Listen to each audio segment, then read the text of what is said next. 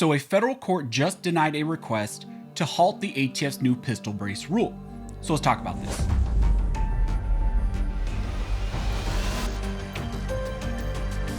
But real quick before we jump into this video, I want to thank one of the sponsors of this channel, which is USCCA. Through your membership, you get training, education, and self-defense liability protection. So if you carry a firearm, I highly recommend you take a look at USCCA, and I will leave a link to them down below. As I mentioned in the intro, in this video, we will be discussing how a federal district court in Texas just denied a request to place a halt on the ATF's new rule on pistol braces. The new pistol brace rule makes it so that almost any pistol with a brace attached to it will now be considered an SBR and subject to the NFA's restrictions. In response to this final rule by the ATF, FPC filed a case called Mock v. Garland in the Northern District of Texas. This case is being heard by a federal district court judge, Reed O'Connor, who has issued preliminary injunctions in the past that are pro 2A and are favorable. He issued decisions against the ATF in the frames and receivers lawsuits and issued preliminary injunctions against the frames and receivers rule. However, in this case, Judge O'Connor denied a preliminary injunction of the pistol brace rule. However, in this case, Judge Reed O'Connor denied a preliminary injunction against the pistol brace rule. He did include some language that indicated that maybe he will ultimately strike down this new rule on a summary judgment motion, but as of right now, he did not grant the preliminary injunction, and there were also some other concerning language that he included in this opinion that just is kind of raising some red flags. In this lawsuit, FBC is ultimately seeking for the final rule on pistol braces to be found invalid under multiple different theories. They allege that the final rule on pistol braces is a violation of the Administrative Procedures Act, and it violates it in multiple ways. In the first section of their lawsuit, FBC argues that the pistol brace rule creates a regulation that is not consistent with the statutory definitions established by Congress in the GCA and NFA.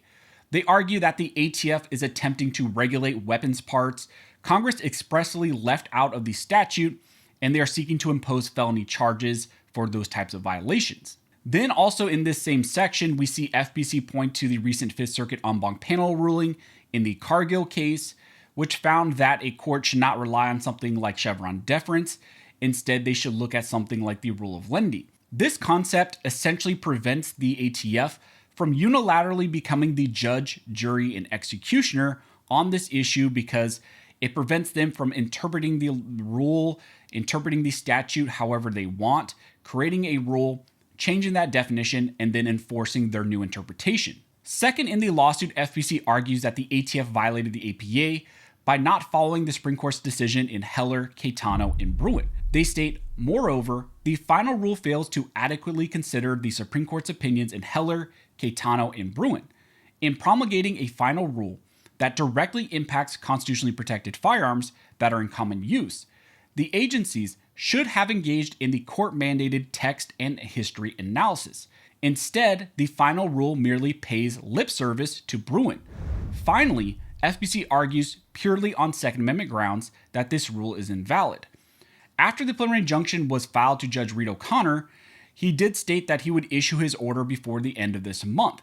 Well, we received his order and his decision on the preliminary injunction, and he has denied it. The order of the court reads that the court holds that plaintiffs have not carried their burden to demonstrate their substantial likelihood of success on the merits of any of their claims, and therefore denies plaintiffs' motion for preliminary injunction relief or, in the alternative, for postponement of the final rule's effective date. Important for what happened here is the standards that the plaintiffs must meet to be granted a preliminary injunction.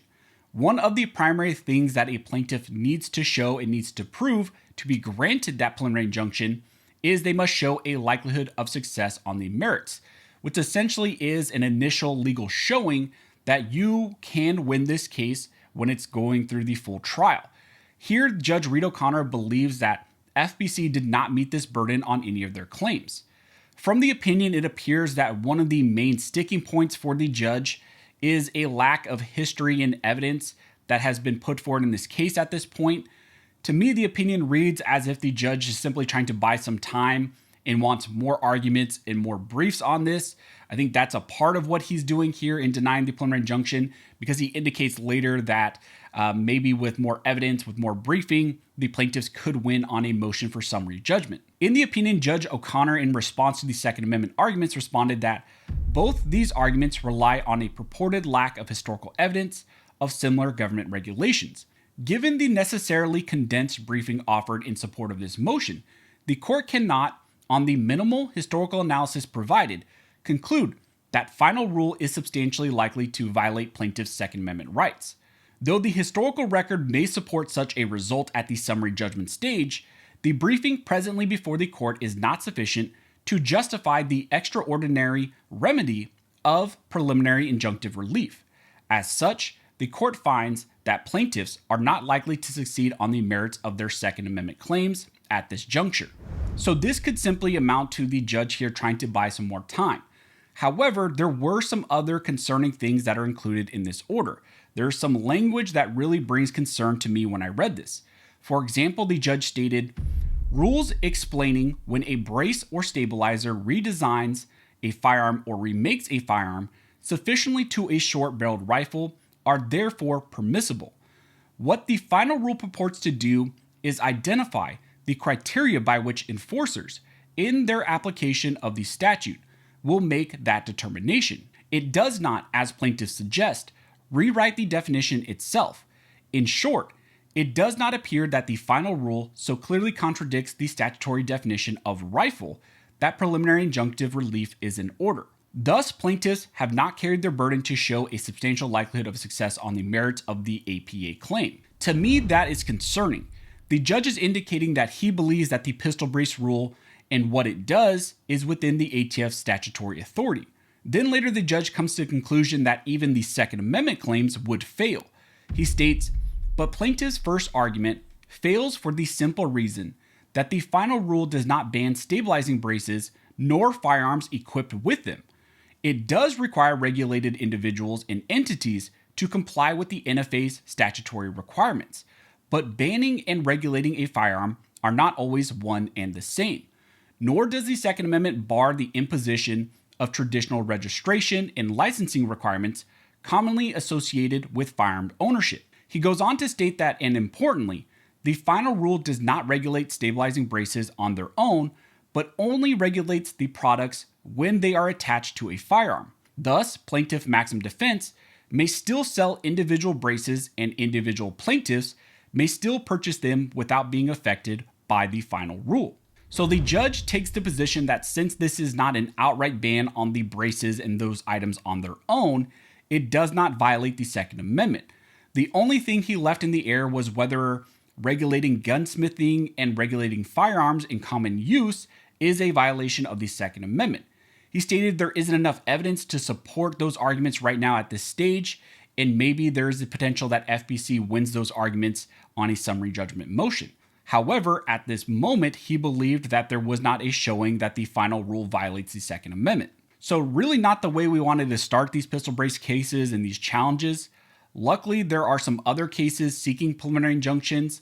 There is the GOA in Texas case that's also in a federal district court in Texas. It's also seeking preliminary injunction and immediate relief and halt on this rule. Then you have the FRAC in 25 state lawsuit that's up in North Dakota. You also have the SAF case down in Texas. So there is potential that we get a win in one of those cases. But on this first one, we didn't get a win, and ultimately the ATF won this round. So that's what's going on with the ATF's pistol brace rule. If we get any more information, I will let you all know. Also, if you like this video and you'd like to support the channel, one of the best ways to do that is to like, comment, and subscribe. All those things help to fuel the algorithm, and it signals to YouTube that you guys see value in these videos and in this type of two-way news. As always, I want to thank everybody who likes, comments, subscribes, who hits the notification bell, who shares these videos. You guys are directly impacting these videos, impacting this channel, and helping me to reach and educate more people than I could ever do on my own. So as always, thank you all for watching. Don't forget to like and subscribe.